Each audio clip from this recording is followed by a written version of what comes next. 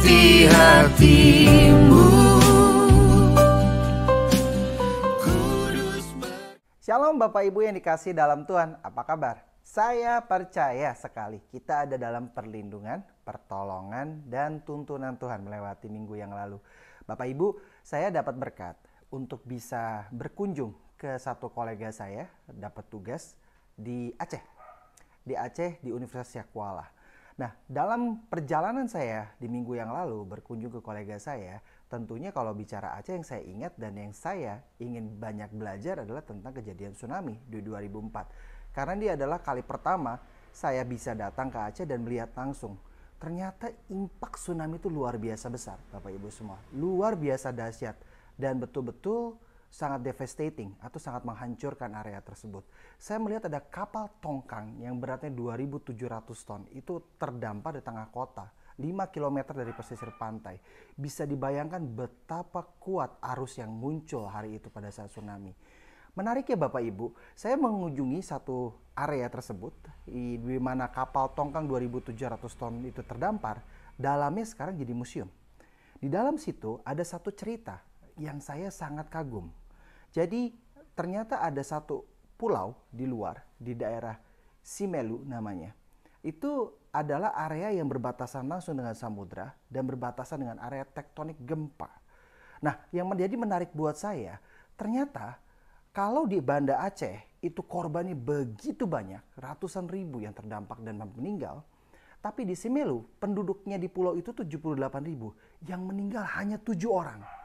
Saya jadi bingung dan tertegun, kok bisa 7 orang ya begitu. Di situ ada cerita, di dalam museum tersebut ada cerita tentang Simelu dan cerita bagaimana ada satu puisi, ada satu cerita folklore yang diturunkan turun-temurun sejak 1907 dari bapak ke anak, anak ke cucu. Nah, di dalam konteks itu saya melihat bahwa tahun 1907 ternyata pernah ada tsunami besar dengan korban yang besar di Simelu itu. Sehingga mulai hari itu dibuatlah satu lagu yang isinya menceritakan bagaimana kejadian tsunami. Jika ada air surut, bagaimana dia harus bersikap, kemana mereka harus berlari. Dan itu ceritakan over the years, setiap hari, setiap waktu dari bapak kepada generasi berikutnya. Hal demikian ini menjadi satu hal yang mengingatkan saya pada firman Tuhan. Yaitu pada Ulangan 6 ayatnya yang ke-7. Saya baca 6 dan 7. Apa yang kuperintahkan kepadamu pada hari ini haruslah engkau perhatikan. 7. Haruslah engkau mengajarkannya berulang-ulang kepada anak-anakmu dan membicarakannya apabila engkau duduk di rumahmu, apabila engkau sedang dalam perjalanan, apabila engkau berbaring, dan apabila engkau bangun. 8. Haruslah engkau juga mengikatkannya sebagai tanda pada tanganmu dan haruslah itu menjadi lambang di dahimu. 9. Dan haruslah engkau menuliskannya pada tiang pintu rumahmu dan pada pintu gerbangmu. Amin. Demikian firman Tuhan Bapak Ibu semua. Di dalam firman Tuhan di Ulangan 6 ayat yang ke-6 sampai ke-9 lengkapnya, kita bisa lihat betapa Tuhan mengingatkan firman Tuhan ini harus kita ingatkan terus-menerus, continue, konsisten dengan komitmen kepada generasi selanjutnya yang ada di keluarga kita. Kalau kita melihat badai tsunami dalam konteks konotasi, bukan seperti yang terjadi di Aceh, dalam kehidupan kita, itu bisa datang kapan saja. Dan itu bisa mengganggu stabilitas kehidupan rumah tangga kita begitu hebatnya. Nah, kalau kita bisa menceritakan ini, menanamkan ini dengan satu fondasi yang solid pada anak-anak kita sebagaimana Ulangan 6 ayat 6 sampai 9 katakan, saya bisa bayangkan mungkin kita bisa survive dengan baik sebagaimana orang-orang Simelu itu bisa survive karena mereka mau mendengar kepada orang tua mereka.